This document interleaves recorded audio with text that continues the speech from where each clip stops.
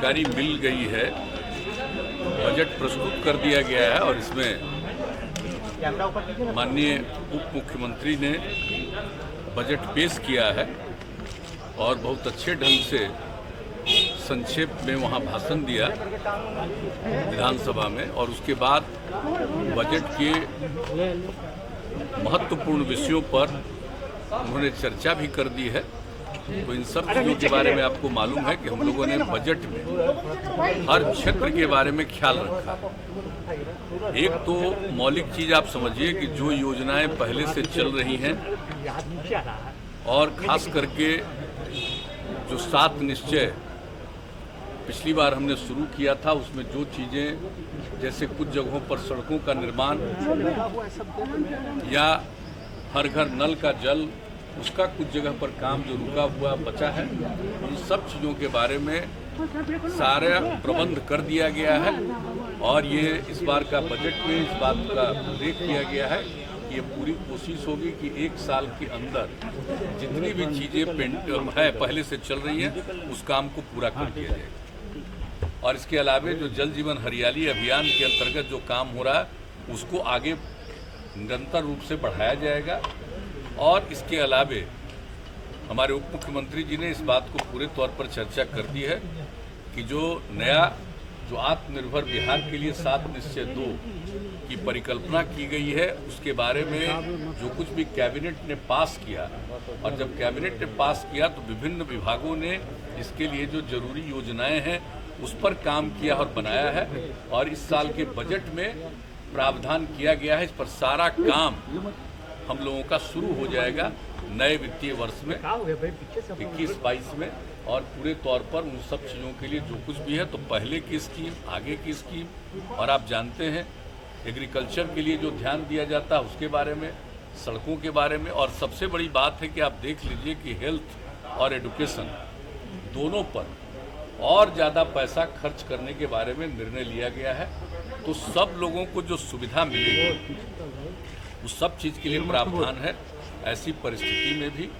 जबकि आप जानते हैं कि इस बार जो पिछले 11-12 महीने से जो कोरोना का दौर चला है तो उसका तो एक प्रभाव पड़ा ही है, लेकिन इन सब चीज़ों के बावजूद हम लोगों का मन है कि हम लोग निश्चित रूप से आगे बढ़ाएंगे। और कोरोना के दौर में भी जो लोगों को राहत पहुंचाने के लिए केंद्र का सहयोग तो मिला ही है, लेकिन राज्य सरकार ने भी जितने बड़े पैमाने पर राशि का व्यय किया है, 10,000 करोड़ रुपया से ज़्यादा इस क्षेत्र में काम किया। तो ये सब काम तो किए ही हम लोग, लेकिन इसके आगे अगले साल के लिए और अच्छे ढंग से बिहार की प्रगति हो, इसके लिए हम लोग प्रयास कर रहे हैं। और बजट में एक एक चीज़ का प्रावधान किया गया है और हमारे मुख्यमंत्री जी ने तो पूरे तौर पर आपको बता दिया है और हाउस में भी बताया है, संक्षेप में ही एक एक चीज़ के बारे में उन्होंने चर्चा कर दी है। और इसके अलावा आप लोगों के समक्ष भी इन लोगों ने बता दिया। तो हम लोगों को इस बात पर एकदम बिल्कुल, जिसको कहिए कि इसके प्रति हम लोगों का एकदम, जिसको कहिए कि डेडिकेशन है, हम लोग बिल्कुल इस बात को लेकर के वचनबद्ध ही नहीं है। हम उस पर अनुपालन करना चाहते हैं, उसको क्रियान्वित करना चाहते हैं। उसके लिए बजट में बहुत सारे प्रावधान किए गए हैं ऐसी परिस्थिति में, जबकि आप जान रहे हैं कि आर्थिक स्थिति पर पूरे दुनिया में, पूरे देश में सब पर असर पड़ा है। तो हम लोग उसके अलावे भी सब काम को आगे बढ़ाना चाहते हैं और करना चाहते हैं। सबका सहयोग मिलेगा, सब लोग मिल करके बिहार को आगे बढ़ाने में रोजगार सृजन की बात भी कही गई है आने वाले 5 सालों में 20 लाख रोजगार सृजन की। हाँ, वो भी कहा है। जो आजकल तो लोग बोलते रहते हैं 19 लाख 19 लाख, हम लोगों का 7 निश्चय 2 जो आत्मनिर्भर बिहार के लिए देखा नहीं है, उसमें लिखा हुआ है सरकारी और गैर सरकारी हर प्रकार से लोगों को प्रेरित करेंगे और 20 लाख से भी ज़्यादा लोगों के लिए रोजगार का अवसर मिले, इसके लिए हम लोग काम करें। देखिए वो तो बात नहीं समझते हैं, तो तीनों न बनेगा साहब। आपको मेडिकल यूनिवर्सिटी बनेगा और जो हमारे जितने इंस्टीट्यूशंस हैं आपको इंजीनियरिंग की, तो इंजीनियरिंग यूनिवर्सिटी भी बनेगा और उसके अलावा खेल के लिए भी एक विश्वविद्यालय बनाने की बात है। और चूंकि आप जानते हैं कि राजगीर में इतने बड़े पैमाने पर काम हो रहा है, तो यही तय किया गया कि और कहीं किसी जगह लेने की जरूरत नहीं पड़ेगी, वहीं पर विश्वविद्यालय बनाएंगे। तो जान रहे हैं आज का तय नहीं है, ये तो 10 साल पहले से तय है और उस पर काम होना जितने बड़े पैमाने पर शुरू हुआ है, स्टेडियम से लेकर के एक एक काम वहाँ पर किस तरह से लोगों के खिलाड़ियों को प्रेरित करने के लिए काम हो रहा है, इसलिए सोच करके ही सब लोगों ने विचार किया और कहा कि वहीं पर खेल के लिए विश्वविद्यालय बनाने की विश्वविद्यालय बनाना अच्छा होगा, बेहतर होगा, इसलिए किया गया।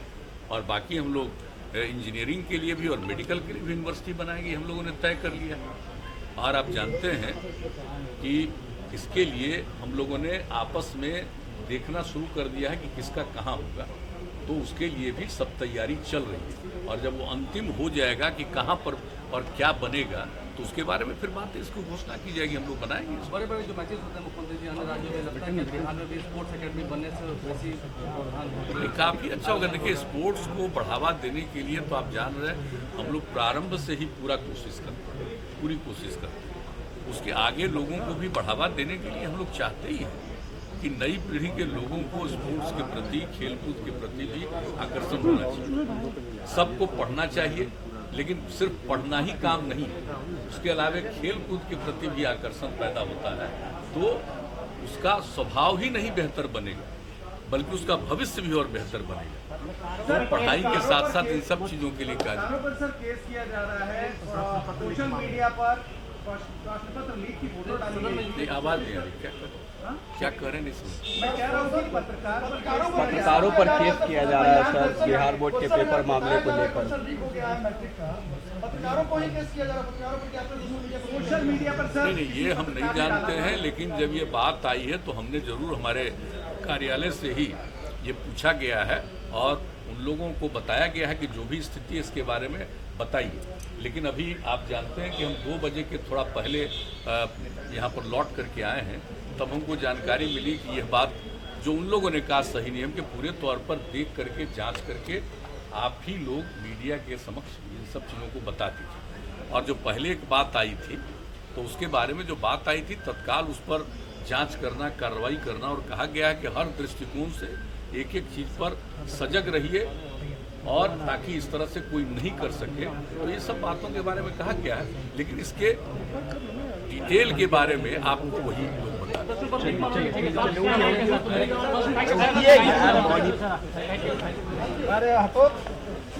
दें।